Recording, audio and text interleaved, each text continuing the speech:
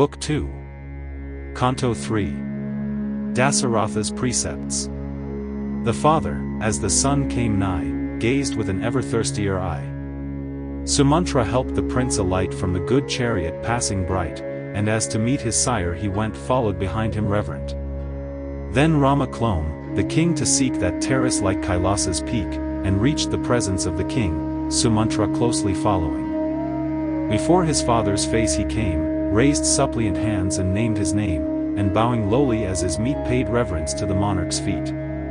But soon as Dasaratha viewed the prince in humble attitude, he raised him by the hand in haste and his beloved son embraced, then signed him to a glorious throne, gem-decked and golden, near his own. Then Rama, best of Raghu's line, made the fair seat with luster shine as when the orient sun upsprings and his pure beam on Meru flings. The glory flashed on roof and wall, and with strange sheen suffused the hall, as when the moon's pure rays are sent through autumn's starlit firmament. Then swelled his breast with joy and pride as his dear son the father eyed, e'en as himself more fair arrayed in some clear mirror's face displayed.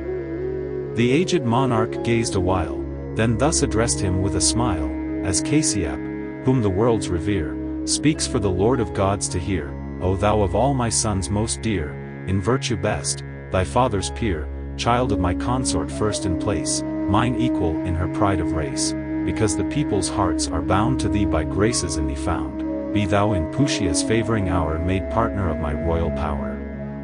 I know that thou by nature's bent both modest art and excellent, but though thy gifts no counsel need my love suggests the friendly reed. Mine own dear son, be modest still, and rule each sense with earnest will. Keep thou the evils far away that spring from love and anger's sway. Thy noble course alike pursue in secret as in open view, and every nerve, the love to gain of ministers and subjects, strain. The happy prince who sees with pride his thriving people satisfied, whose arsenals with arms are stored, and treasury with golden hoard, his friends rejoice as joyed the blessed when Amrit crowned their eager quest. So well, my child, thy course maintain, and from all ill thy soul refrain. The friends of Rama, gathered nigh, longing their lord to gratify, ran to Kausalya's bower to tell the tidings that would please her well. She, host of dames, with many a gem, and gold, and kine rewarded them. Then Rama paid the reverence due, mounted the chariot, and withdrew, and to his splendid dwelling drove while crowds to show him honor strove. The people, when the monarch's speech their willing ears had heard, were wild with joy as though on each great gifts had been conferred. With meek and low salute each man turned to his home away, and there with happy heart began to all the gods to pray.